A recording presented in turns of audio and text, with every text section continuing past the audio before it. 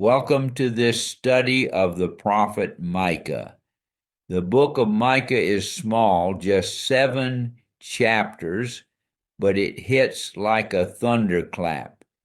It blends judgment and hope, justice and mercy, and speaks with a voice that still sounds eerily modern. Let's walk through it in a way that brings out both its depth and its heartbeat. Join me as I ask God to bless our study. Heavenly Father, we come before you today with open hearts, aware that you are the God who sees all things, the hidden struggles, the quiet faithfulness, and even the places where we have fallen short. Lord, just as you spoke through your servant Micah, you still call your people today, not just to listen, but to live differently. You have shown us what is good. So we ask you now, teach us to do justly in a world that often chooses convenience over truth. Teach us to love mercy when it's easier to judge, and teach us to walk humbly with you when pride tries to take the lead. Search our hearts, O God, where there is hardness, soften us. Where there is compromise, correct us. Where there is weariness, strengthen us. Help us not to be people of empty words or outward religion, but men and women whose lives reflect your heart in how we love, how we serve, and how we walk each day. And Lord, we thank you that even when judgment is deserved, your mercy is greater. You are the God who forgives, restores, and casts our sins into the depths of the sea. So as we enter this time, quiet our minds, focus our hearts, and draw us close to you. Speak, Lord. Your servants are listening. In Jesus' name, amen. Overview of Micah. Author, Micah. Time, around 735 to 700 BC, same era as Isaiah.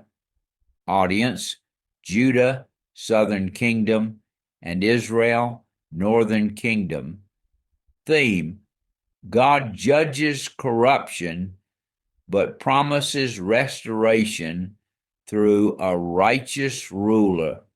Micah was from a small town, Moresheth, and he spoke like a country preacher walking into the big city and calling out corruption at the top.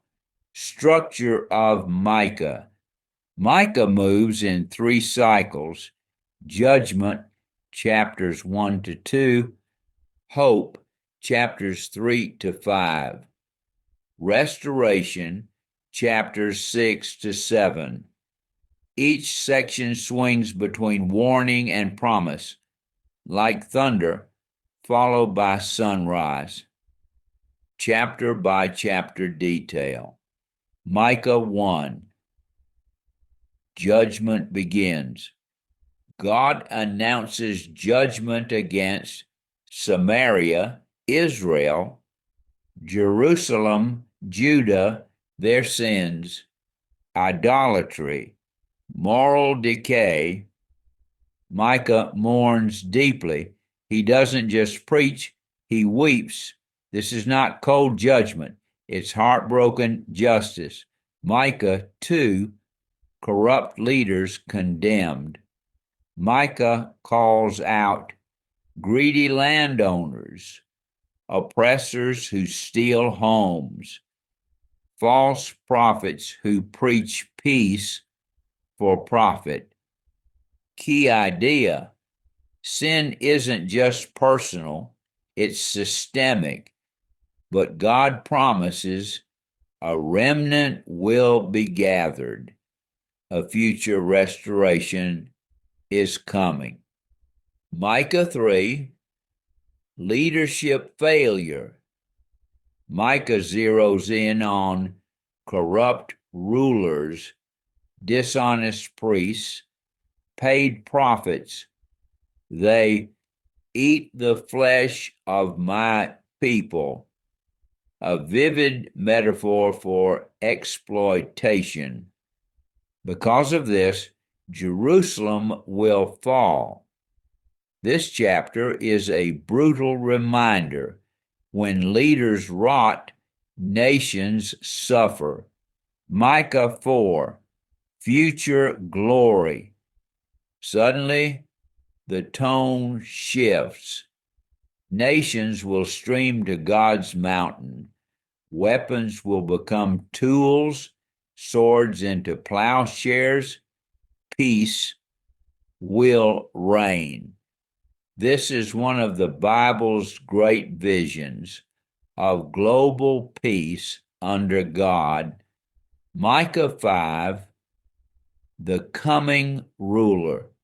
Here's one of the most famous prophecies: a ruler will come from Bethlehem. This points forward to Jesus Christ.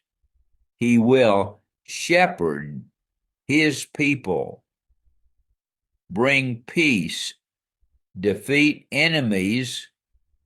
Big contrast.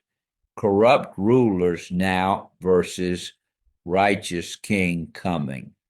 Micah 6. What does God require?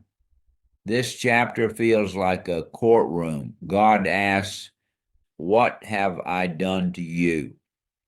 Then comes one of the most powerful verses in Scripture, Micah 6:8. To act justly, love mercy, and walk humbly with your God. Religion without transformation is empty. God wants heart-level obedience, not performance. Micah 7, from despair to hope. Micah laments. Society is broken. Trust is gone. Even families are divided, but then hope breaks through. I will look to the Lord. God will forgive. God delights in mercy. The book ends with God casting sins into the sea. Final note: mercy wins. Key themes: 1. Justice matters.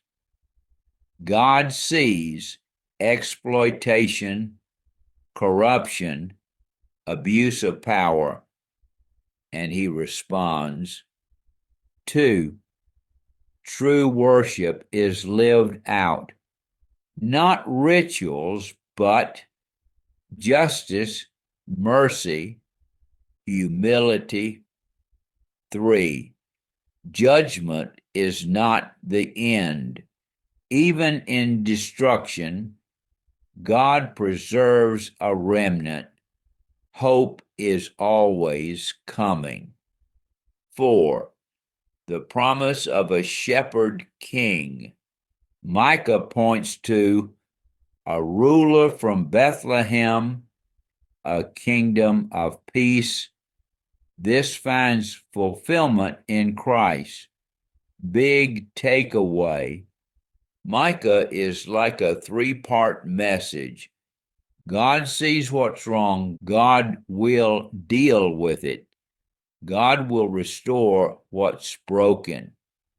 It confronts the powerful, comforts the broken, and calls everyone back to a simple, profound life with God. Preaching thread: you'll like this flow.